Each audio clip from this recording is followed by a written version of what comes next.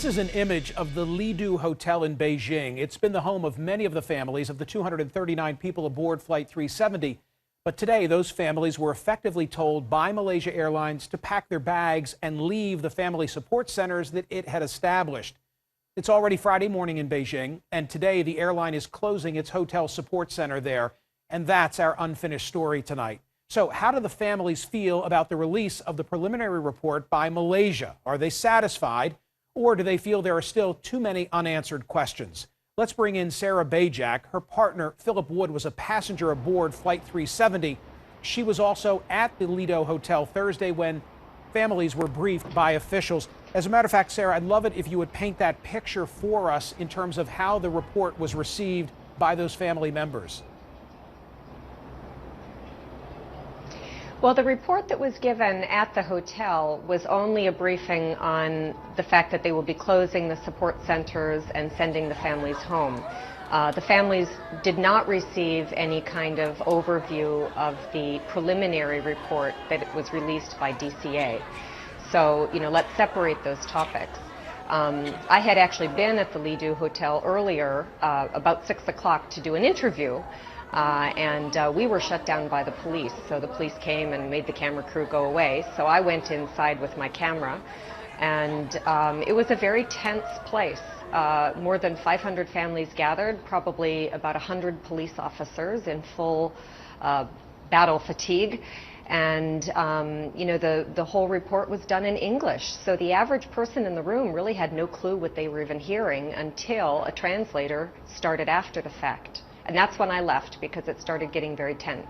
And I know that the tense nature of it that you're describing is attributable in large part to the fact that the families have now been told that this facility will no longer be their home for the duration of this process. And I'm wondering if it's an emotional concern that they have or a practical concern. In other words, emotionally, does this say to the families that there's really nothing else that we see in the near future, and consequently we think you should return home? Or is there a practical consideration in terms of the information flow?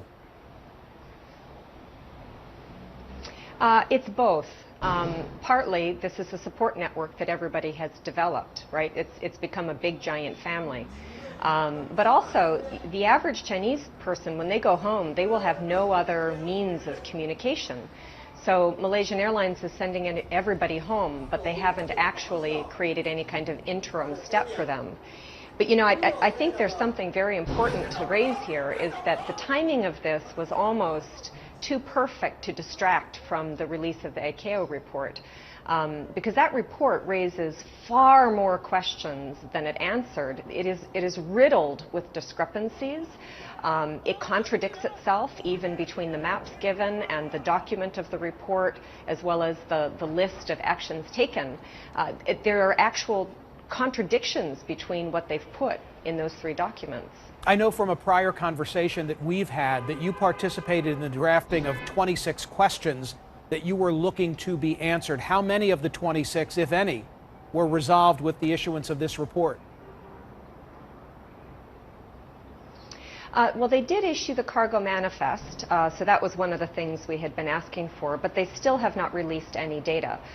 This report does not address any of the civilian radar data from 3 different air traffic control facilities that would have all fed into DCA. So what this report does is it highlights that there were 3 catastrophic points of failure. The first is that Malaysian operations was communicating incorrect information. They reported to Ho Chi Minh that the plane was registered in coordinates in Cambodian airspace. It never was. So that was a fabricated piece of information. I would like to know who that Malaysian operations center employee was who did that, because it was either gross incompetence or intentional misleading. So they failed to surface that information, and DCA completely failed to respond to an unidentified object going through its airspace. The military failed to respond to an unidentified object going towards its own military base. And then on top of it, the rest of the response cycle was completely broken because the cooperating airport of Ho Chi Minh was being fed incorrect information.